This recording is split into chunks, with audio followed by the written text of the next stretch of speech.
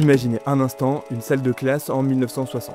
Des rangées d'élèves silencieux, un tableau noir, un professeur autoritaire et des livres identiques sur chaque table. Maintenant, imaginez une classe en 2020. Des rangées d'élèves un peu moins silencieux, un tableau blanc, un professeur un peu moins autoritaire et des livres quasiment identiques sur chaque table. Un siècle d'avancées révolutionnaires, la télévision, l'informatique, les neurosciences. Et pourtant, l'éducation est restée relativement immobile. Et aujourd'hui, une tempête se prépare. L'intelligence artificielle, les neurosciences, la crise des systèmes éducatifs traditionnels convergent pour créer une rupture comme l'humanité n'en a jamais vu dans sa façon de transmettre le savoir. Et c'est pas simplement une évolution, c'est une remise en question fondamentale de ce que signifie apprendre, enseigner et même penser. Et l'intelligence artificielle va tout bouleverser.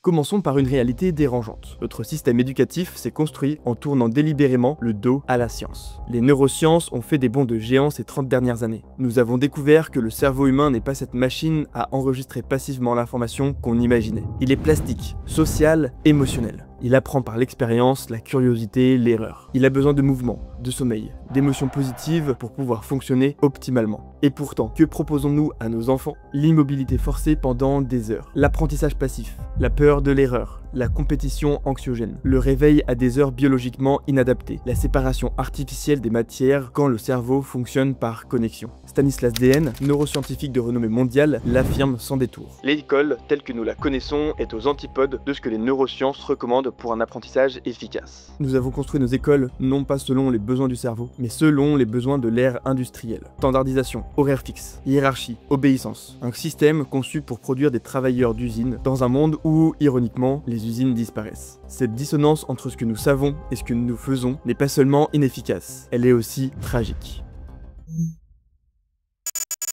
Et voilà qu'entre en scène l'intelligence artificielle. À première vue, elle ne semble être qu'une menace de plus. Si ChatGPT peut rédiger des dissertations, résoudre des équations et répondre à des questions de culture générale, que reste-t-il à apprendre? Mais regardez de plus près. L'IA nous tend un miroir impitoyable de nos échecs éducatifs. Si tout ce que nous enseignons peut être automatisé par une machine, c'est peut-être que nous n'enseignons pas les bonnes choses. Si la mémorisation de faits, la rédaction standardisée, la résolution mécanique de problèmes peuvent être effectuées par des algorithmes, c'est qu'il est grand temps de redéfinir ce qu'est l'éducation. L'IA nous force à nous poser une question fondamentale. Qu'est-ce qui est irréductiblement humain dans l'apprentissage ? Qu'est-ce qu'une machine, aussi sophistiquée soit-elle, ne peut pas remplacer? La créativité divergente, la conscience éthique, l'intelligence émotionnelle, la pensée critique, la curiosité intrinsèque. Voilà de nouveaux territoires humains à explorer, tout du moins quelques idées. Mais l'IA n'est pas qu'un révélateur de nos échecs. Elle porte aussi en elle des promesses extraordinaires pour transformer l'apprentissage.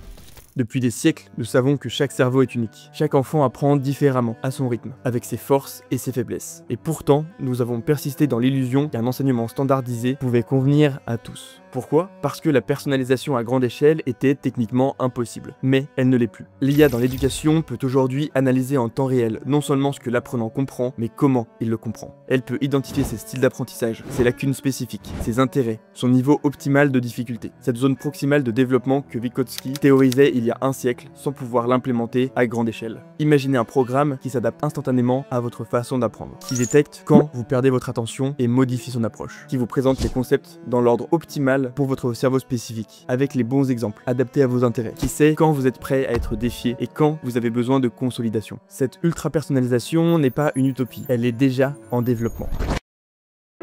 Mais cette révolution porte aussi des dangers. Le plus insidieux est peut-être notre obsession pour la mesure et la quantification. Ces systèmes d'IA dans l'éducation collectent des données, des montagnes de données. Chaque clic, chaque hésitation, chaque erreur, chaque succès. Cette capacité à tout mesurer pourrait nous faire tomber dans le piège de ne valoriser que ce qui est mesurable. Mais les dimensions les plus précieuses de l'éducation résistent souvent à la quantification. Comment mesurer l'émerveillement, l'éveil de la conscience citoyenne, la profondeur d'une réflexion philosophique, ou même la capacité à remettre en question ses propres certitudes? Si nous laissons les algorithmes définir ce qui compte dans l'éducation, nous risquons de créer une génération parfaitement humanisée pour des métriques déshumanisantes.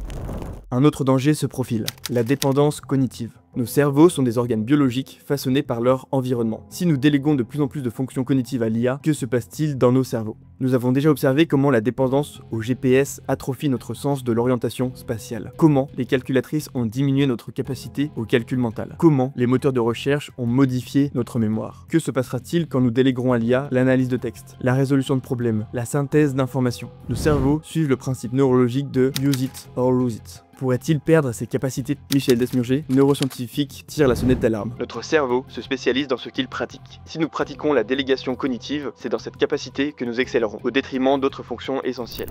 L'enjeu devient alors non pas d'utiliser l'IA pour remplacer la cognition humaine, mais pour l'amplifier. De créer une symbiose plutôt qu'une substitution. De réfléchir à ce que nous souhaitons maintenant développer dans ce monde actuel. Parce que oui, la grande force de notre cerveau est de s'adapter. Si dans le contexte actuel, les capacités de rédaction deviennent moins pertinentes, alors il développera d'autres compétences qu'il juge nécessaires. Car il est primordial de réfléchir à quelles nouvelles compétences nous souhaitons développer pour nous adapter à ce monde actuel.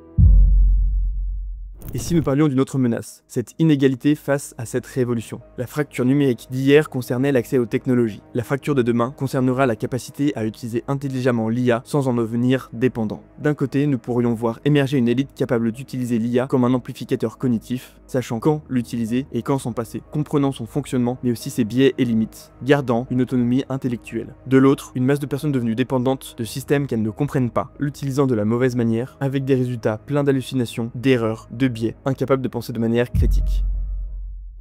Mais face à ces défis vertigineux, quelle voie suivre?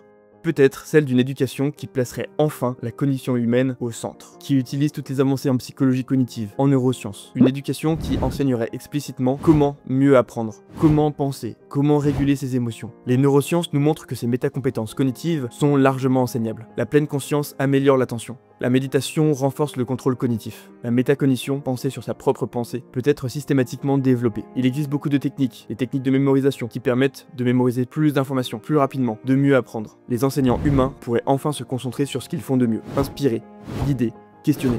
Encourager la pensée critique, créative. Imaginez des classes où les élèves apprennent explicitement les biais cognitifs qui affectent leur pensée, où ils comprennent comment fonctionne leur mémoire et comment l'améliorer, où ils développent leur capacité d'attention comme un muscle, où ils apprennent à naviguer dans un monde d'informations surabondantes et de persuasion algorithmique en développant leur pensée critique. Une telle éducation cognitive ne produirait pas seulement des individus plus épanouis, elle forgerait aussi une société plus résistante à la manipulation, davantage capable d'innovation, plus équipés pour résoudre les défis complexes qui nous attendent dans le monde actuel. Et surtout, s'adapter à un monde qui évolue de plus en plus rapidement. Ce que je viens de vous partager, c'est pas une prédiction, c'est une possibilité. L'avenir de l'éducation à l'ère de l'IA n'est pas gravé dans le marbre technologique. Il dépendra des choix collectifs que nous ferons. Choisirons-nous d'utiliser l'IA pour optimiser un système éducatif fondamentalement obsolète ou pour le réinventer complètement? Utiliserons-nous ces technologies pour standardiser davantage l'apprentissage ou pour le personnaliser radicalement? Déléguerons-nous notre cognition aux machines ou les utiliserons-nous pour augmenter nos capacités tout en préservant notre autonomie intellectuelle? L'intelligence artificielle n'est qu'un outil, extrêmement puissant, certes, mais un outil quand même. Sa valeur dépendra de l'intention qui guidera son utilisation, mais aussi de l'éducation à cette nouvelle technologie, son fonctionnement, pour l'utiliser de la bonne manière. Nous nous trouvons à un carrefour comparable à l'invention de l'imprimerie. À l'époque, certains craignaient que les livres n'affaiblissent la mémoire humaine. D'autres y voyaient une démocratisation révolutionnaire du savoir, la possibilité de développer d'autres compétences davantage pertinentes pour cette période. Les deux avaient raison.